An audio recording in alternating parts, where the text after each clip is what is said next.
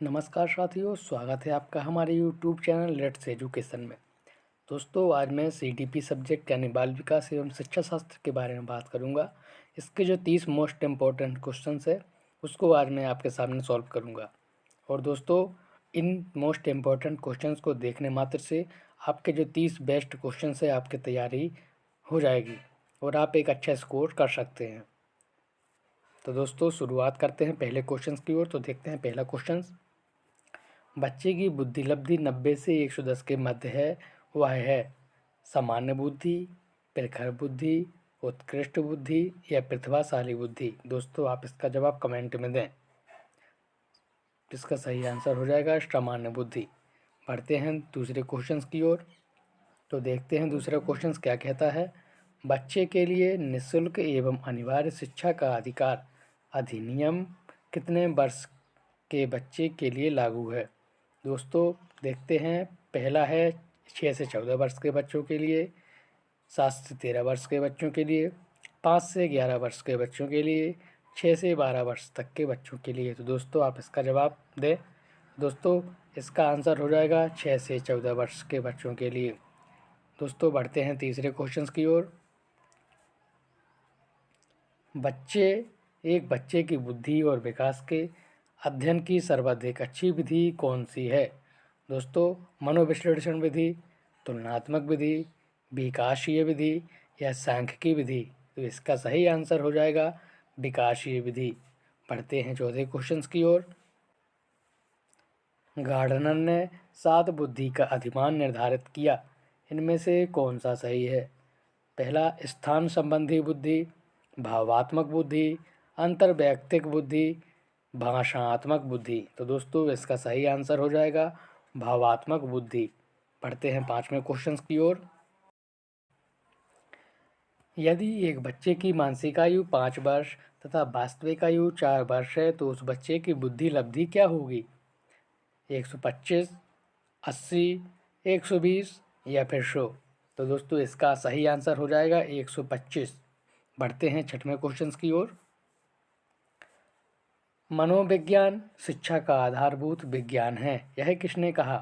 B.N. Jha ने, Skinner ने, Davis ने या वुडवर्थ ने। तो दोस्तों, इसका सही आंसर हो जाएगा स्किनर ने मनोविज्ञान शिक्षा का आधारभूत विज्ञान माना है। बढ़ते हैं सातवें क्वेश्चन की ओर। हिंदी अक्षरों को बालक किस आयु में पहचानने लगते हैं। पहला है 3 वर्ष में, 4 वर्ष में, 5 वर्ष में या फिर 6 वर्ष में। तो दोस्तों, इसका सही आंसर हो जाएगा 5 वर्ष में। इलेक्किया क्या है। पढ़ने की अक्षमता, लिखने की अक्षमता, सीखने की अक्षमता या सुनने की अक्षमता। तो दोस्तों, यह वेरी मोस्ट इम्पोर्टेंट क्वेश्चन है।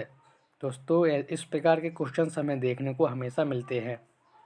दोस्तों, इसका सही आंसर हो जाएगा पढ़ने की अक्षमता को इलेक्किया कहते हैं। पढ़ते हैं 9वें क्वेश्चन की ओर। पियाजी की औपचारिक संक्रियात्मक अवस्था किस आयु अवधि तक मानी जाती है। तो पियाजी के अनुसार जो औपचारिक संक्रियात्मक अवस्था है उसकी उम्र कितनी अवधि तक है। तो दोस्तों, देखते हैं 0 से 2 वर्ष तक, 2 से 7 वर्ष तक, 7 से 11 वर्ष तक या 11 से 15 वर्ष तक। तो दोस्तों, इसका सही आंसर हो जाएगा 11 से 15 वर्ष तक की आयु को अवधि माना जाता है। पढ़ते हैं दोस्तों 10वें क्वेश्चन की ओर। तो देखते हैं गर्भ में बालक को विकसित होने में कितने दिन लगते हैं। तो दोस्तों, गर्भ में बालक को विकसित होने में 150 दिन, 280 दिन, 390 दिन या 460 दिन। तो दोस्तों, इसका सही आंसर हो जाएगा 280 दिन लगते हैं। बढ़ते हैं 11वें क्वेश्चन की ओर। किस मनोवैज्ञानिक ने अपने 3 वर्षीय पुत्र का अध्ययन किया। Very very most important question है दोस्तों। इस प्रकार के क्वेश्चन हमें एग्जाम में देखने को हमेशा मिलते हैं। तो दोस्तों, इस प्रकार के क्वेश्चन जितने भी वैज्ञानिक हैं उनको हमेशा याद करके जाएं। दोस्तों, Pestalozzi, Watson, Stanley Hall, James Sully. तो दोस्तों, इसका सही आंसर हो जाएगा पेस्टोलॉजी। पेस्टोलॉजी ने अपने 3 वर्ष के बच्चे पर अध्ययन किया था। बढ़ते हैं 12वें क्वेश्चन की ओर। तो देखते हैं बालक का विकास होता है सिर से पैर की ओर, पैर से सिर की ओर, दोनों ओर से या इनमें से कोई नहीं। तो दोस्तों बालक का विकास सिर से पैर की ओर होता है। बढ़ते हैं 13वें क्वेश्चन की ओर। तो देखते हैं, विकास के संबंध में गलत कथन है। विशिष्ट से सामान्य की ओर, सार्वभौमिक प्रक्रिया है, दिशा सिर से पैर की ओर, वर्तुलाकार गति। विकास के संबंध में गलत कथन कौन सा है? तो दोस्तों विकास के संबंध में गलत जो कथन है वह है विशिष्ट से सामान्य की ओर, क्योंकि जो विकास होता है वह पहले सामान्य से फिर विशिष्ट की ओर होता है, ना कि विशिष्ट से सामान्य की ओर। पढ़ते हैं 14वें क्वेश्चन की ओर।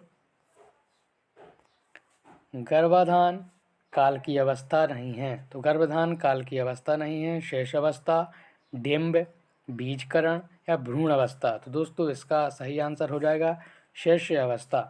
बढ़ते हैं 15वें क्वेश्चन की ओर। मानव जीवन की मनोभौतिक एकता कहलाती है मन तथा शरीर का विकास, शरीर तथा हड्डियों का विकास, शरीर तथा हृदय का विकास, आत्मा तथा मांसपेशियों का विकास। तो मानव जीवन की जो मनोभौतिक एकता कहलाती है वह मन तथा शरीर का विकास कहलाती है।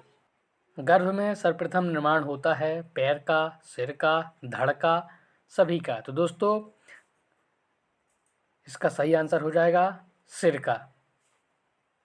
बढ़ते हैं 17वें क्वेश्चन की ओर। तो देखते हैं, जन्म के समय शिशु में कितनी हड्डियां होती हैं? वेरी वेरी इंपॉर्टेंट क्वेश्चन है ये। 206, 230, 270 हड्डियां या 320 हड्डियां। तो दोस्तों जन्म के समय एक बालक जो शिशु होता है उसमें 270 हड्डियां होती हैं। बढ़ते हैं 18वें क्वेश्चन की ओर। बालक अपनी माँ को पहचानना प्रारंभ कर देता है 6 माह के बाद, 8 माह के बाद, 9 माह के बाद या 3 माह के बाद। तो दोस्तों बालक अपनी माँ को कब पहचानता है? 3 माह के बाद वो पहचानना स्टार्ट कर देता है। बढ़ते हैं 19वें क्वेश्चन की ओर।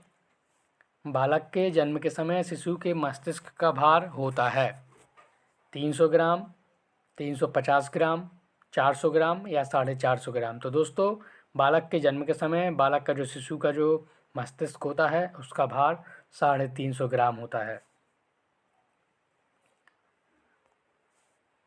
कल्पना जगत में विचरण होता है शैशवावस्था का, किशोरावस्था का, बाल्यावस्था का, शैशवावस्था व किशोरावस्था। तो दोस्तों इसका सही आंसर हो जाएगा शैशवावस्था व किशोरावस्था। बढ़ते हैं 21वें क्वेश्चन की ओर। बालक मुख्य रंगों की पहचान कर लेता है कितने वर्ष में? 5 वर्ष में, 2 वर्ष में, 3 वर्ष में या 4 वर्ष में। तो दोस्तों इसका सही आंसर हो जाएगा 5 वर्ष में बालक मुख्य रंगों की पहचान कर लेता है। बढ़ते हैं 22वें क्वेश्चन की ओर। छोटे छोटे वाक्यों को बोलना तथा 3 पहिए की साइकिल चलाना यह कार्य किस अवस्था में होता है? शिशुअवस्था में, बाल्यावस्था में, किशोरावस्था में या प्रौढ़ावस्था में। तो दोस्तों यह कार्य शैशवावस्था में संपन्न होता है। बढ़ते हैं 23वें क्वेश्चन की ओर। निम्न में से किस घटना की ओर बालक सर्वप्रथम आकर्षित होना प्रारंभ करता है? प्रकाश, माँ, ध्वनि, भोजन। तो दोस्तों इसका सही आंसर हो जाएगा प्रकाश। बढ़ते हैं 24वें क्वेश्चन की ओर।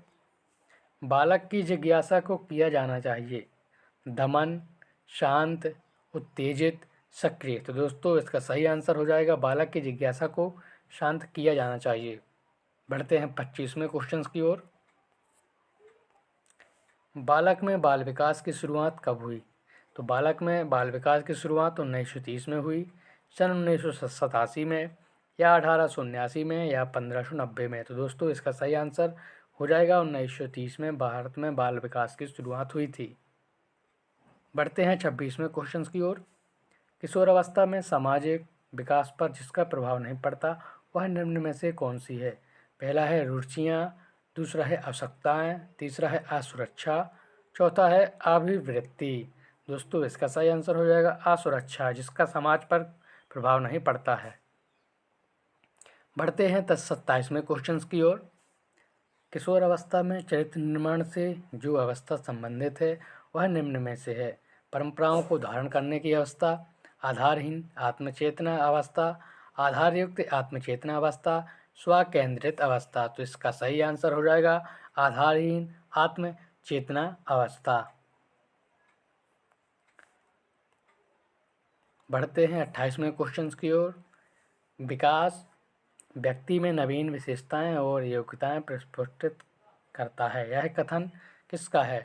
हरलॉक का, जेम्स ड्रेवर का, मैकडूगल का, मुनरो का। तो दोस्तों यह कथन हरलॉक का है। बढ़ते हैं 29वें क्वेश्चन की ओर। किशोर अवस्था एक नया जन्म है, इसमें उच्चतर और श्रेष्ठतर मानव विशेषताओं का जन्म होता है। यह कथन किसका है? जॉन एंड सिप्सन का, गैसल का, स्टैनली हॉल का या ग्रीडवे का। तो दोस्तों इसका सही आंसर हो जाएगा स्टैनली हॉल का। अब चलते हैं लास्ट क्वेश्चन जो हमारा 30वां क्वेश्चन है। किशोर अवस्था आदर्शों की अवस्था है, सिद्धांतों के निर्माण की अवस्था है, साथ ही जीवन का सामान्य समायोजन है। यह परिभाषा देने वाले हेड रिपोर्ट हैं, जीन प्याजे हैं, फ्रेडरिक ट्रेसी है, ELPL है। तो दोस्तों जब भी हमें इस प्रकार की किशोर अवस्था के संबंधित में कोई भी परिभाषा देखने को मिलती है तो उसमें हमेशा जीन प्याजे की जो परिभाषाएं होती हैं उसमें जीन प्याजे हमें दिखाई देते हैं। दोस्तों ये रहे 30 मोस्ट इम्पोर्टेंट क्वेश्चंस जो आपकी एग्ज़ाम में आ सकते हैं। और दोस्तों मैं हर सब्जेक्ट के ऐसे ही 30 मोस्ट इम्पोर्टेंट क्वेश्चंस आपको इस वीडियो के माध्यम से, इस चैनल के माध्यम से लाता रहूँगा, जिस देखकर आप एक अच्छा स्कोर कर सकते हैं। मिलता हूँ नेक्स्ट वीडियो में, तब तक के लिए धन्यवाद।